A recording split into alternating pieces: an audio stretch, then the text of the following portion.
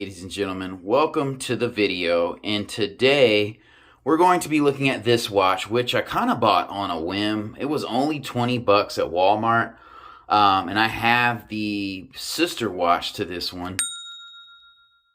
The model number on this watch is AE-1500WH-5AV. Now, this is a watch that I kept finding when I was looking for watch right here. So if you haven't checked out my video on this watch, I'll link it in the description below. But this is a super dope, super cheap watch I picked up for $27. But it's kind of hard to find, actually. Anyway, back to the main attraction for this video. So I was not going to get this watch. Like I said, I was looking for that other one online. I kept seeing this one. And I don't think this one looks as good. It reminds me of the Desert Storm camos my dad used to have when I was a kid. And again, I wasn't going to get it, but it's super cheap. It's a good beater watch because I have the sister watch to it, so I know it's good. And then the display is really what caught my eye. So on this watch, the display is kind of a tan color. I thought it was just like a large old school display. But this really stands out, and it's super legible. And again, that tan tint to the display, along with the color on the watch, really makes this one pop. I could find this on Walmart all day long. Every Walmart I went into had this watch. But anyway, let's go ahead and take a look at it.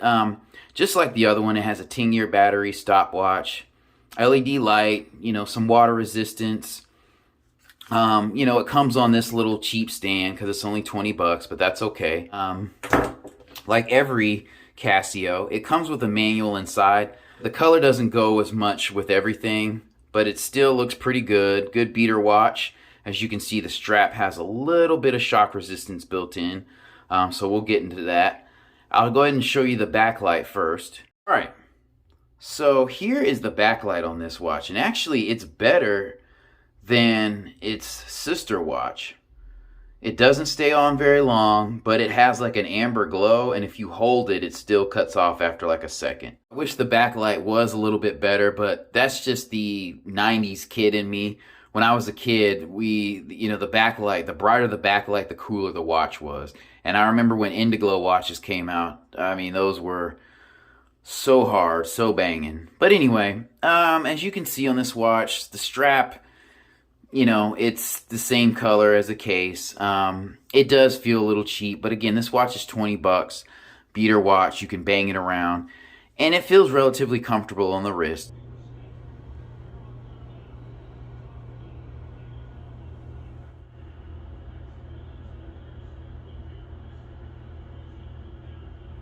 But it has the same modes.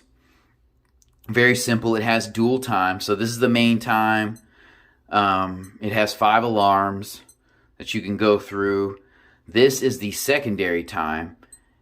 And to adjust the time, you just hold down the adjust button, and then you click mode, and you can go through the different settings, take it off military time, change the date, and then you just click adjust again, and it sets whatever time that you put on it. And the other things are easy enough to use. So the stopwatch, well, this is the alarm, so you would hold down adjust, and same thing. You can go through and set the alarm. When you hit start, it puts something in there, that kind of thing, and then you just hit adjust to set it. So very good ease of use, not a hard learning curve. That's another thing. In the past, I've gotten G-Shocks, and they're not as practical. The displays are not as legible. And I really like this display. I'm sure, they make them smaller on the G-Shock just because with those watches, the larger the display, the easier it is to break and the more reinforcement they have to put into it. So I totally get that. But I really love, sorry, my camera's going in and out between lenses. But I really like this watch because of its ease of use. And it's not doing too much. So it doesn't look too simple, but it doesn't look overly complex, and it's not.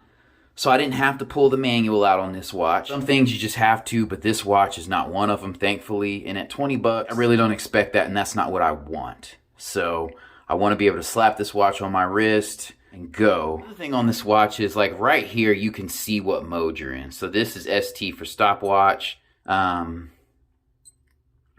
And then as you go through, so yeah, the modes are pretty simple. This is an alarm because of AL. And what I like about the stopwatch is that when you press this button, it has a little dial on the right side, which looks pretty dope. You know, it's a pretty basic graphic, but it's pretty neat. So, and you hit start again to stop it, and then hit adjust, it'll clear it out. So again, ease of use is there. Opening up the watch, you can see here it's a pretty basic back. There's not a ton of writing. It's made in China.